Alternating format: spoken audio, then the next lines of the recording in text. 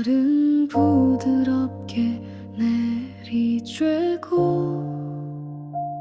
시간은 조용히 흘러갔어요. 기도할 말도 없었고 믿음이 자라난 것 같지도 않았어요. 그런데 이상하죠. 왜 이 평범함이 따뜻하게 느껴지죠. 오늘 우리에게 주신 하나님의 말씀은 요한계시록 18장 24절에서 19장 5절까지 말씀입니다. 선지자들과 성도들과 및 땅 위에서 죽임을 당한 모든 자의 피가 그 성중에서 발견되었느니라 하더라. 이 일 후에 내가 들으니 하늘에 허다한 무리의 큰 음성 같은 것이 있어 이르되 할렐루야, 구원과 영광과 능력이 우리 하나님께 있도다. 그의 심판은 참되고 의로운지라. 음행으로 땅을 더럽게 한 큰 음녀를 심판하사 자기 종들의 피를 그 음녀의 손에 갚으셨도다 하고, 두 번째로 할렐루야 하니 그 연기가 세세토록 올라가더라. 또 24장로와 네 생물이 엎드려 보좌에 앉으신 하나님께 경배하여 이르되 아멘 할렐루야 하니, 보좌에서 음성이 나서 이르시되 하나님의 종들 곧 그를 경외하는 너희들아, 작은 자나 큰 자나 다 우리 하나님께 찬송하라 하더라. 아멘. 세상이 말하는 특별함보다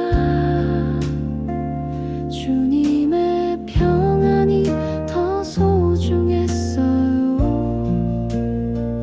아무도 주목하지 않아도 당신은 저를 보고 계셨죠.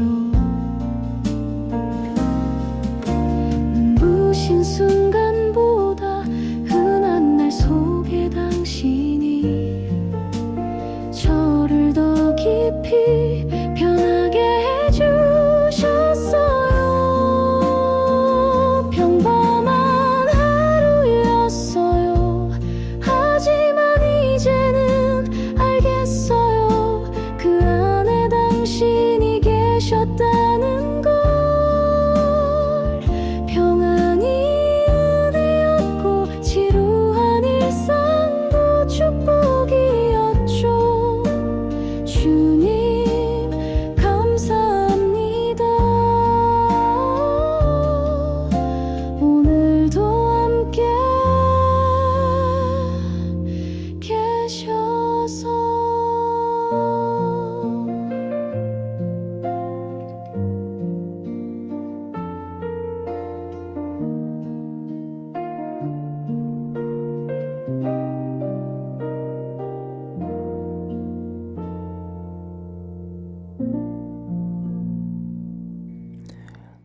여러분, 기독교인이나 비기독교인이나 모두가 다 천국을 좋아합니다.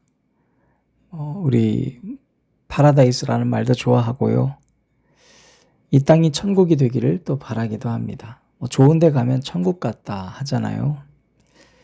그런데 여러분, 천국에는 뭐가 있을까? 우리 계시록 말씀에 따르면 첫 번째로 하나님 그 자체가 천국이고, 그리고 두 번째, 우리는 그래서 찬양을 한다는 겁니다. 설교는 더 이상 없습니다. 거기선 기도할 필요도 없어요. 구할 것도 없거든요. 이미 완전하신 하나님을 내가 만났기 때문에 더 이상 구할 게 없어요. 말씀을 듣는 이유는 우리 깨닫기 위해서잖아요. 더 이상 깨달을 게 없습니다. 전지전능하신 하나님이 이미 그 안에 있기 때문이죠. 그걸 경험하기 때문입니다. 그래서 남은 게 찬양인 거예요. C.S. 루이스는요, 우리가 찬양할 때 참된 자아가 된다고 했습니다. 다른 말로 말하면 찬양하지 않으면 사실 우리는 참된 자아가 형성되기가 어렵다는 거예요. 우리 토저는 찬양은 단순한 노래가 아니라 하나님을 향한 삶의 고백이다라고 했습니다. 그러니까 기도도 아니고 그냥 얘기하는 거예요, 하나님께. 여러분, 우리는 노래를 언제 합니까? 내가 감정적으로 동요가 있을 때, 신곡이 나왔을 때, 기쁘거나 슬플 때, 이럴 때만 하잖아요. 그런데 천국은 이미 최고의 기쁨으로 가득 찬 상태니까 그냥 저절로 하나님께 얘기하고 싶은 것들, 찬양밖에 나오지가 않는 겁니다. 너무 좋아서요. 항상 기뻐하라는 게 뭔지를 비로소 깨닫게 되는 것이죠. 자, 그래서 오늘 본문 말씀에 보면 어제 그토록 의지했던 바벨론이 무너지면서 이들이 오히려 찬양이 터져 나오기 시작을 합니다. 굉장히 중요한 장면인데요. 우리 24절부터 2절까지 읽어보면 선지자들과 성도들과 및 땅 위에서 죽임을 당한 모든 자의 피가 그 성 중에서 발견되었느니라 하더라. 이게 얼마나 슬픈 일입니까? 찬양할 수 없을 것 같죠? 그러나 이 일 후에 내가 들으니 하늘에 허다한 무리의 큰 음성 같은 것이 있어 이르되 할렐루야, 구원과 영광과 능력이 우리 하나님께 있도다. 찬양이 나와요. 여러분, 그러니까 우리의 상황과 상관없이 그리스도인에게 가장 필요한 요소, 무조건 있어야 되는 요소는 찬양입니다. 찬양 자체는 내 감정을 위해서 존재하는 노래가 아니라 하나님을 높여드리는 게 찬양이거든요. 그런데 우리 안에는 어떤 핑계들이 있냐면 상황이 안 돼요 라는 거예요. 그리고 뭔가 부족해요. 그래서 찬양할 수가 없어요. 우리가 완벽하려고 한다는 거예요. 그럼 여러분, 그건 찬양이 아니에요. 나는 부족함을 인정하고 하나님을 높여드리는 게 찬양이거든요. 내 상황이 어떠함에도 불구하고 완전하신 하나님이 계심을 믿는 고백이 찬양이거든요. 그런데 우리는 내가 완벽해야 찬양을 할 수 있다고 생각하는 거예요. 이미 그 대상이 하나님이 아닌 겁니다. 지난주에 우리 징검다리 지체들과 함께 일산 고향교회를 갔습니다. 우리 민규 형제가 교회를 결혼하고 나서 옮기게 되면서 제가 두 번째 갔는데요. 처음 갔을 때보다 훨씬 좋았습니다. 왜냐하면 두 번째는 연합이 있었거든요. 그냥 저 혼자 간 게 아니라 우리가 함께 만났습니다. 그런데 두 번째로 좋았던 것이 뭐냐면 바로 그 예배 안에서 청소년부 친구들이 나와서 하나님께 찬양하는 거예요. 청년부 예배에서. 그렇게 좋았어요. 물론 예전에 저희 교회도 그런 적이 있었죠. 그런데 우리는 어떤 핑계가 지금 있냐면 아이들이 얼마 없어요. 찬양할 사람이 부족해요. 근데 어제 갔던 그제 갔던 그 교회도 여러분 청소년부 4명이었습니다. 심지어 수련회니까 그만큼 또 모인 것 같아요. 그런데 그 수련회 기간 동안 우리 아이들이 찬양을 배우고 청년부 예배 시간에 와서 찬양을 했습니다. 그게 모두에게 다 큰 은혜였어요. 그냥 다음 세대를 세우기 위한 프로그램을 하는 게 아니라 14살밖에 되지 않은 아이들이 찬양할 수 있는 이 순간들이 얼마나 아름다운지 몰라요. 실력이 좋은 게 아니에요. 틀리면서도 웃으면서 해요. 사랑하는 앉은자리 새벽기도회를 들으시는 여러분, 우리가 새로운 출발을 하반기 맞이하기 전 먼저 가다듬어야 할 자세가 있다면 찬양의 자세 아닐까요?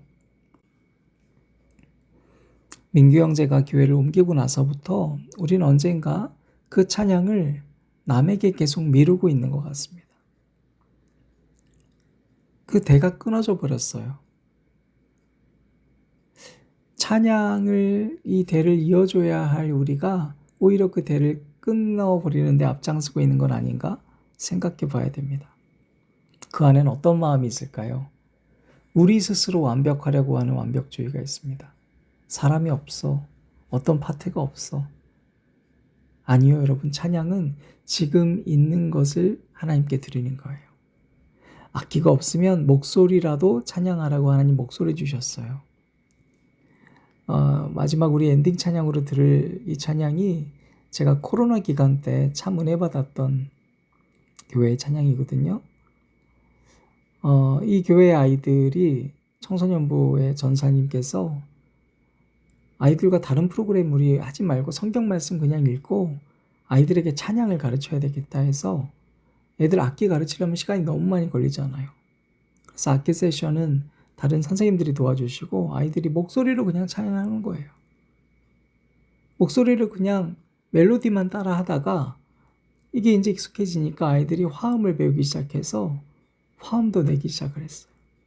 그래서 이들이 11시 예배에 성가대를 섰습니다.